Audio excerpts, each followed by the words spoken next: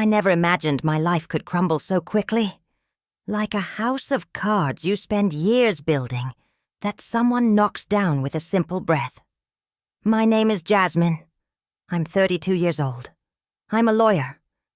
I built my career with a lot of sweat and sacrifice, and I always believed my marriage to Derek was solid as a rock.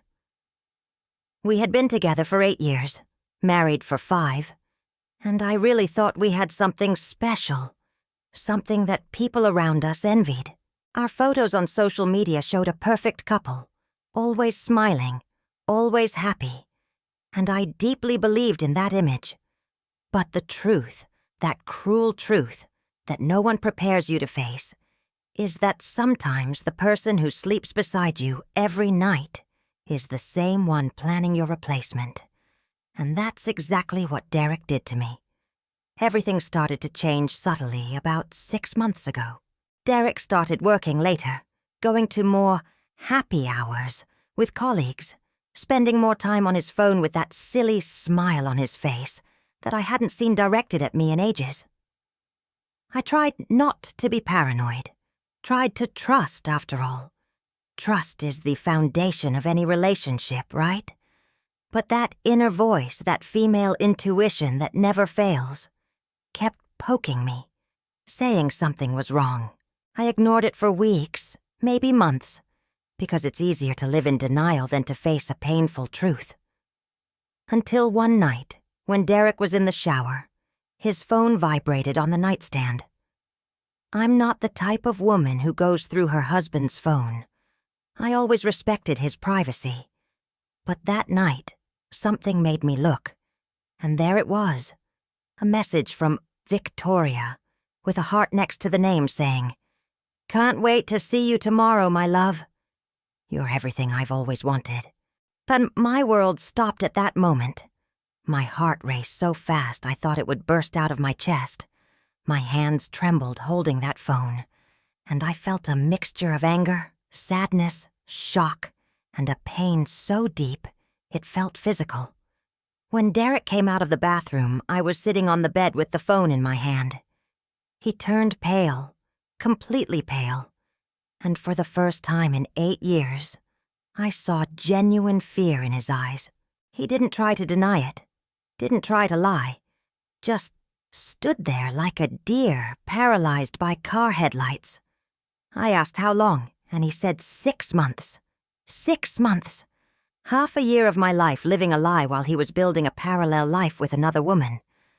I asked who she was, and he hesitated before saying it was Victoria, a work colleague, someone from the marketing department.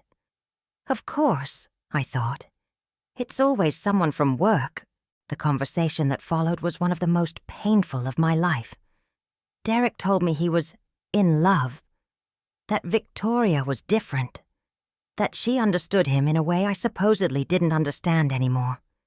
He said I was always busy with work, that our relationship had cooled, that it lacked passion. As if that justified betrayal. As if any problem in a marriage justified you going into another person's arms instead of sitting down and talking with your partner. I cried, screamed, threw things. And in the middle of that emotional storm, Derek did something I never expected. He said he wanted a divorce. He said he was sure Victoria was the woman of his life, that she was everything he always wanted, and that he couldn't live a lie with me anymore. The irony was so great I almost laughed through the tears. He was living a lie with me? I was the one being deceived for 6 months. If you're following this story, leave your comment down below, telling me if you've been through something similar, because I need to know I'm not alone in this. And if you're new here to the channel, subscribe so you don't miss what happened next, because this story is just beginning, and you won't believe what happened with this Victoria. Derek left the house that same night. He packed his bags while I was sitting in the living room, stunned, unable to process what was happening. He said he was going to stay at a friend's apartment for now, but I knew it was a lie. He was going straight to her, to Victoria, his new passion, his improved replacement of me. I spent that entire night awake, staring at the ceiling, wondering where I went wrong, what I could have done differently. If I wasn't good enough, pretty enough, interesting enough. The mind of a betrayed woman is a cruel place, full of self-criticism and self-sabotage, where you blame yourself for choices that weren't yours. In the following days, I started discovering more details through mutual friends and social media. Victoria had been working at the same company as Derek for about a year, and she was exactly the type of woman you imagine when you think of the other woman. She was 2 years younger than me, had stunning beauty, with that impeccable dark skin that glowed even in photos, long and perfectly maintained hair, a smile that lit up any room, and a body that clearly received many hours at the gym. On her social media, which I stalked like any betrayed woman would, she posted photos at expensive restaurants, trips to exotic places, always impeccably dressed and made up. She seemed perfect, and that made me feel even worse about myself. Derek didn't waste any time. 3 weeks after leaving home, he was already posting photos with her. Photos of the two at romantic dinners, holding hands at the beach, hugging while watching the sunset. It was as if our 5-year marriage had never existed, as if I had been completely erased from his life. And the worst part is that people around us started choosing sides. Some friends supported me unconditionally, but others, especially his friends, started saying I had been negligent, that I had prioritized my career too much, that Derek deserved to be happy, as if happiness was something you seek by betraying someone who trusts you. But I'm a strong woman, I always have been. I built my career from scratch, coming from a humble family where my mother worked as a domestic worker her entire life to give me an education. I wasn't going to let a man destroy me, no matter how much it hurt. So I took a deep breath, dried my tears, and decided to focus on myself. I started therapy, intensified workouts at the gym, dove headfirst into work, and slowly started rebuilding myself. It wasn't easy waking up alone in that house that was once ours. It wasn't easy seeing his clothes that were still in the closet waiting for him to pick them up. It wasn't easy passing by the places we used to frequent together. But day after day, I was getting stronger. 2 months passed since Derek left. The divorce process was moving forward, and although it hurt, I was starting to accept that that chapter of my life was over. Until something completely unexpected happened. It was a Thursday night around 9 o'clock when my phone rang. Unknown number. Normally I don't answer, but something made me answer that night. The voice on the other side was female, trembling, nervous, and she said something that made my heart stop. "Jasmine, my name is Victoria. I know you don't want to talk to me, and I completely understand, but I really need to talk to you. It's urgent. It's about Derek. But it's not what you think. Please, can you meet me tomorrow?" Stay until the end of this video because you won't believe what she told me at that meeting and how everything changed after that. If you're enjoying this, leave your like here to help me continue bringing these stories. My first reaction was to hang up on her. Who did she think she was to call me? My husband's mistress wanting to talk to me? What kind of absurd situation was this? But there was something in her voice, a genuine desperation, a fear that made me pause before hanging up. She continued speaking quickly as if she feared I would hang up at any moment. "I know you don't owe me anything, and I was terrible to you.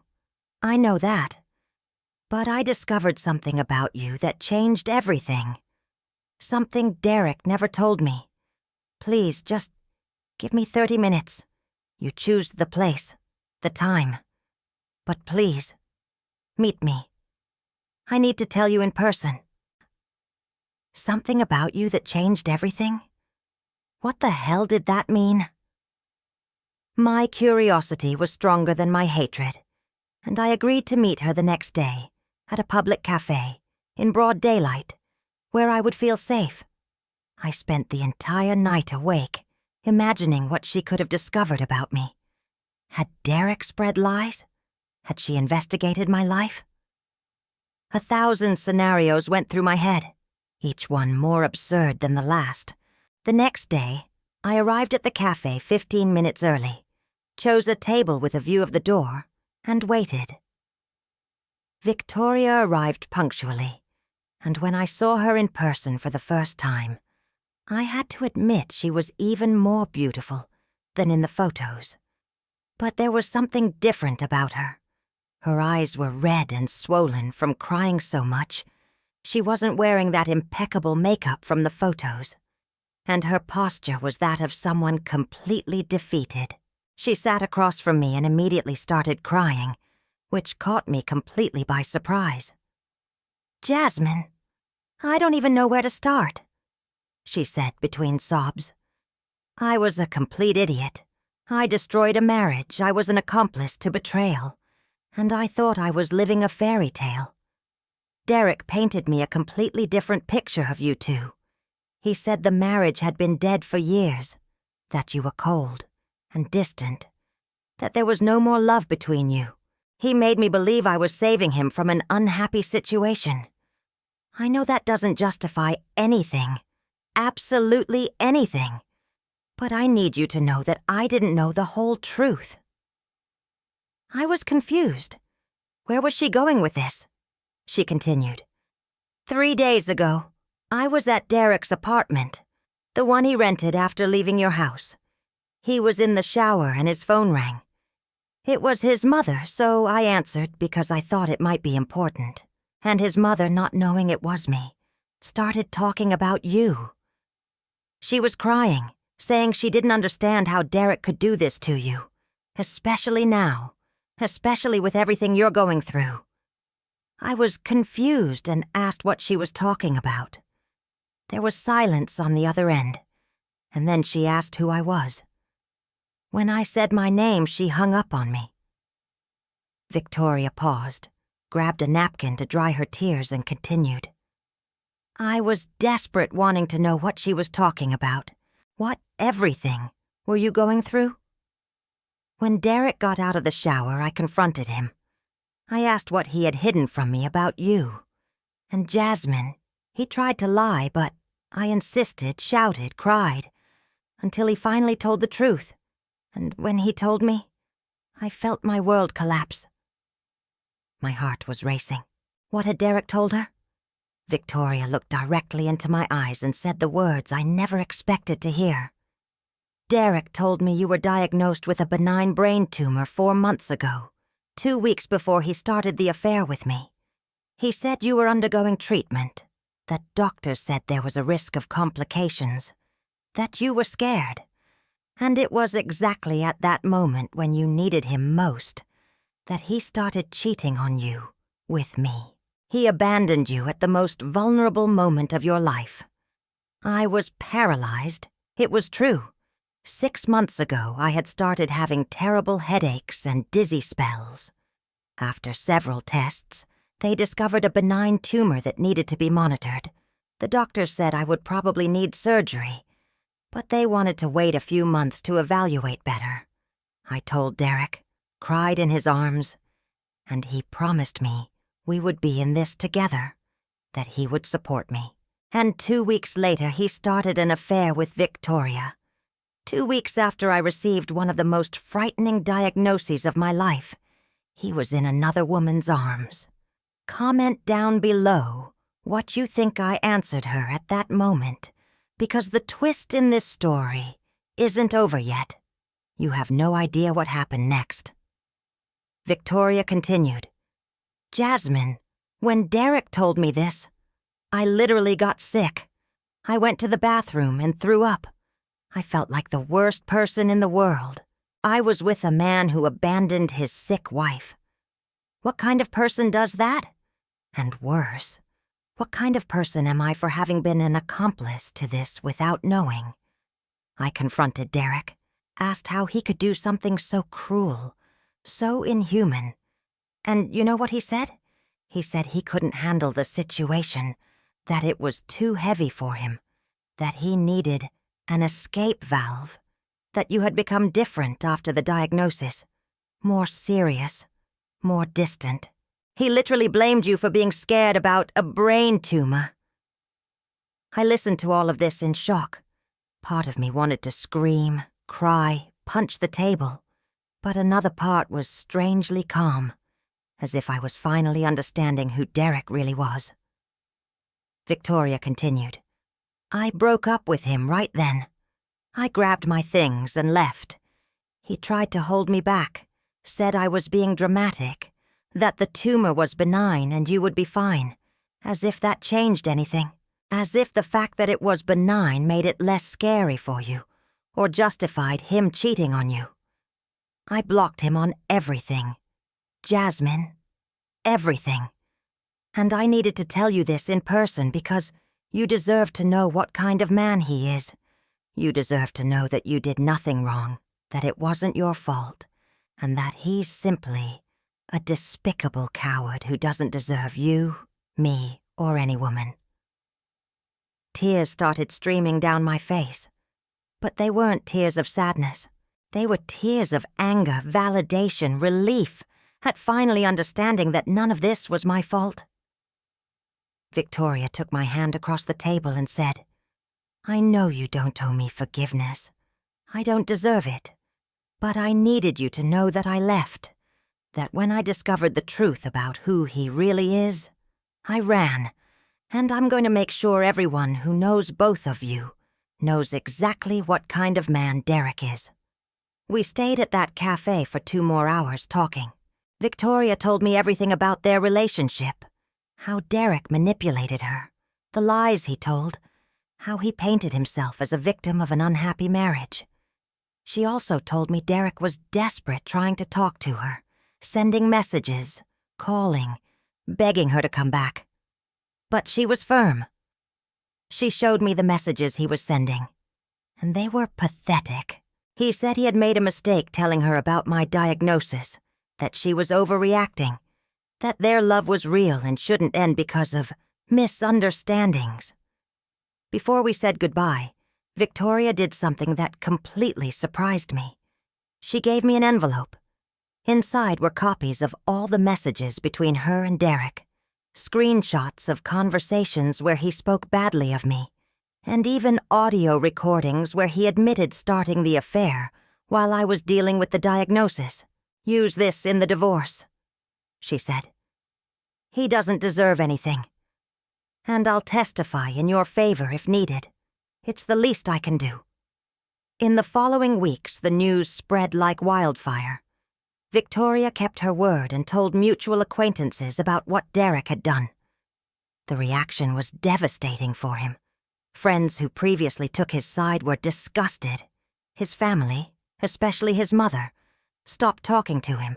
At work, when the story leaked, he was called in for a serious conversation about conduct, especially because Victoria also worked there and had been pursued by him while he was technically married. The perfect Instagram photos disappeared. His castle of lies crumbled. If you're watching this far, please subscribe to the channel and turn on notifications because these stories need to be told. Leave your like and share with someone who needs to hear this. As for me, I used all the material Victoria gave me in the divorce proceedings. My lawyer was shocked by the evidence and said he rarely had such a well-documented case.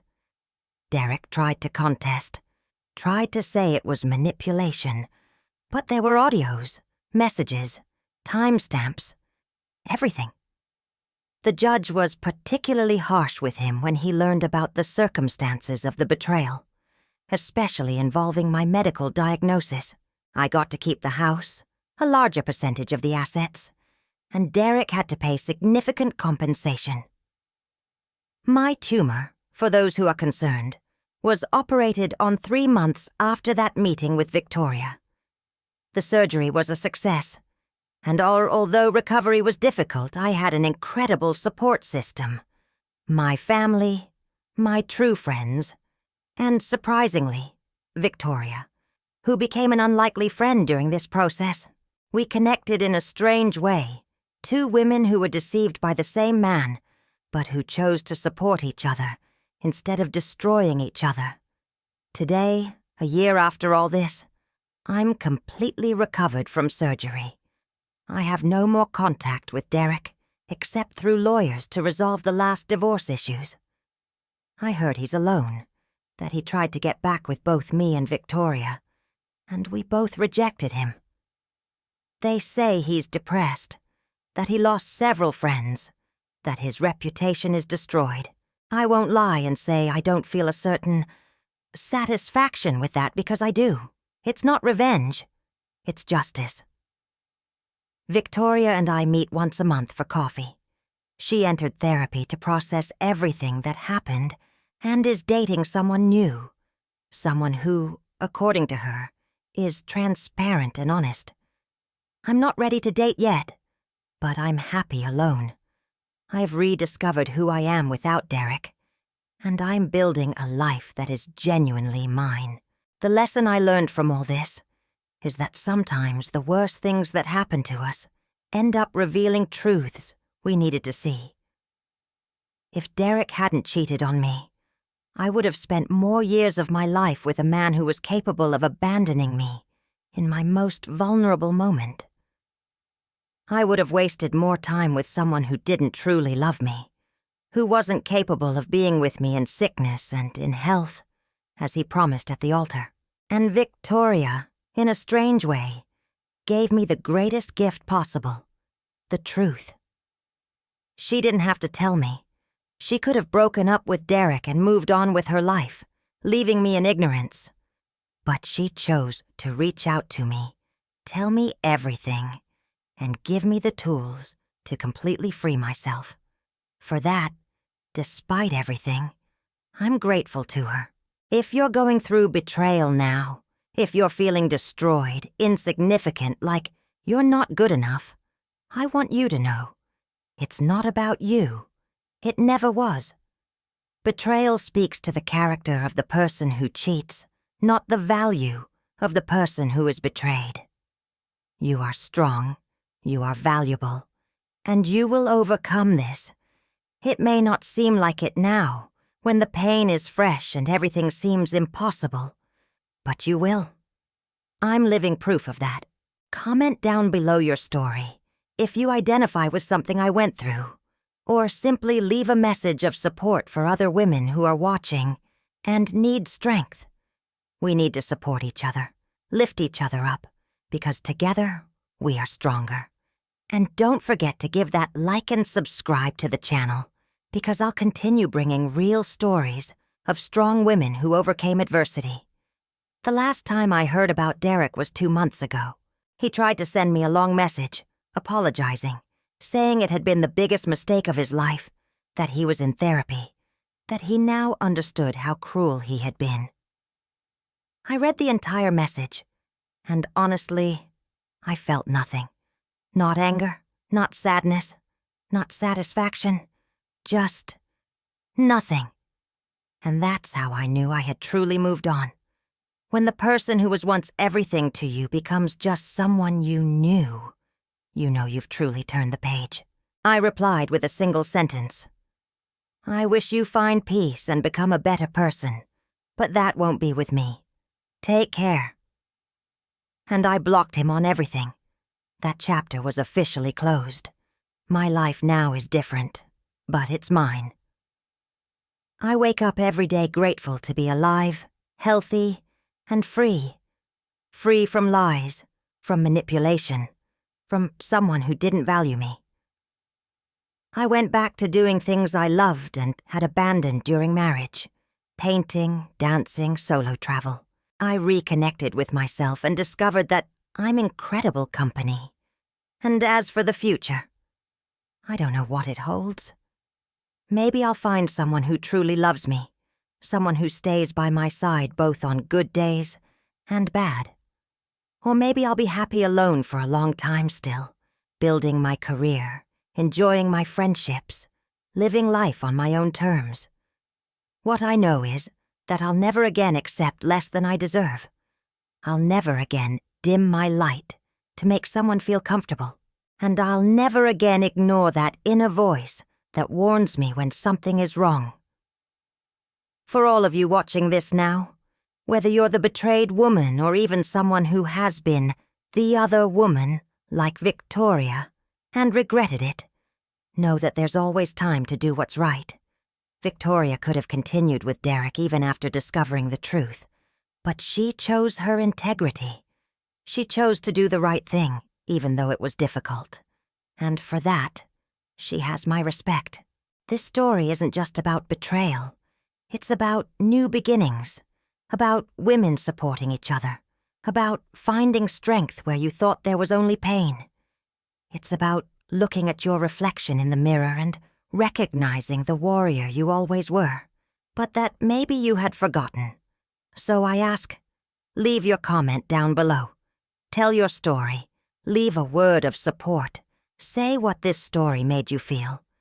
Give that like if you identified or know someone who needs to hear this. Subscribe to the channel for more real stories of overcoming.